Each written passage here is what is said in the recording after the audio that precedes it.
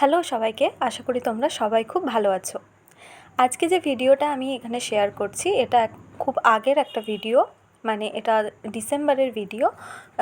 ডিসেম্বরের একটা অর্ডার ছিল, সেইটার সময়তেই আমি এই ভিডিওটা করেছিলাম, কিন্তু তারপর আমার আর দেওয়া হয়নি, আপলোড করা হয়নি। তো এতদিন পর মনে হলো যে এবার একটু ভয়েস ওভারটা দিয়ে রেডি করা উচিত। তো যাই হোক, এটা আমি একটা বাটারস্কচ কেক বানাচ্ছি। দেখতেই পেলে আমি প্রথম লেয়ারটা রেখে তারপরে বাটারস্কচ যে সসটা হয় সেটা দিলাম, এবং তারপরে আমি ক্রিম দিচ্ছি, দুবারই দেবো।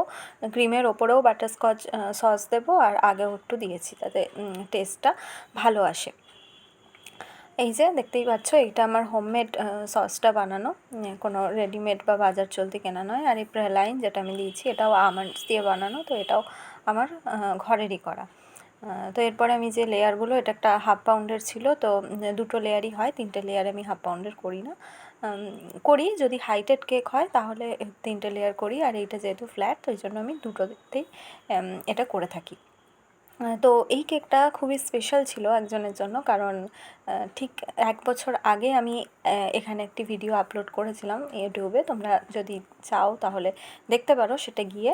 সেটা ছিল আমাদের এখানকার, আমাদের পাড়ার একটি ক্ষুদে সদস্যের জন্য, যার সেটা ছিল আগের বছর ছিল প্রথম বছরের জন্মদিন, এবার এটা বানাচ্ছি তার সেকেন্ড বার্থডের জন্য।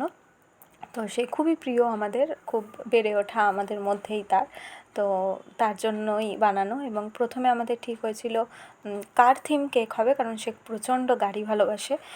তো সেটা তো ডিসাইডেড ছিলই, কিন্তু হঠাৎ করেই একদিন প্ল্যান হয়, তারপরে আবার ক্যান্সেল হয়, তারপরে আবার এই দিন যেটা বানাচ্ছি এটা হঠাৎ করেই হয়। তো তাই জন্য আমি কোনো রকম কোনো প্রিন্ট আউট বা ফটো প্রিন্ট বার করতে পারিনি। তো তারপরে ভাবছিলাম যে কী বানাবো, তো যেটা ঠিক হলো যে নর্মাল একটা বানিয়ে দিলেই বানিয়ে এবার হয়ে যায়। তো তারপরে মনে হলো যে নর্মাল কী বানাবো, তার থেকে ট্রাই করি একটু।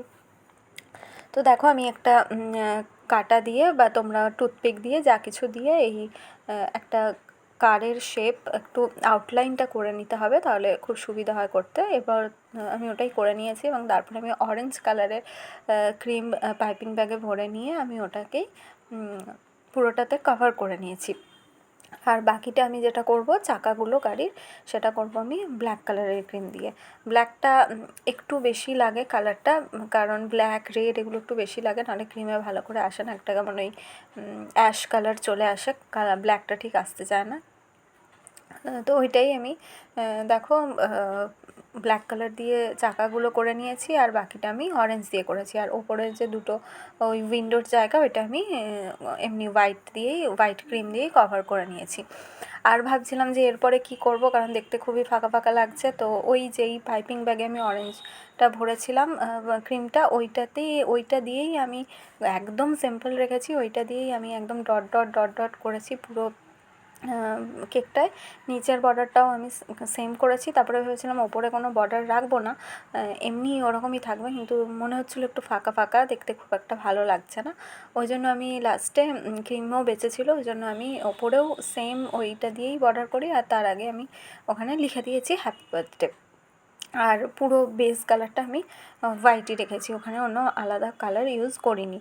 তো তোমরা জানিও তোমাদের মানে এই ডিজাইনটা কেমন লাগছে। খুব সিম্পলের মধ্যে, আমার মনে হয় যারা প্রথম বানাচ্ছো তারাও খুব ইজিলি এটা পেরে যাবে, একটুখানি ঠিকঠাক করে ফলো করলেই। আর এটা একদম এগলেস কেক ছিল, আর আমার সব কেকই কিন্তু গ্যাসে তৈরি করা হয়, ওভেনে নয়। তো পিওর একদম ভেজ কেক।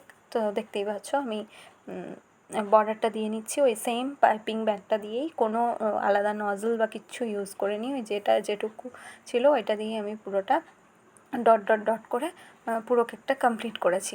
তো এইটাই কেকটার ফাইনাল লুক। তোমরা জানিও দেখতে কেমন লাগছে।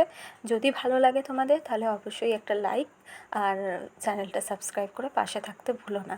Thank you so much.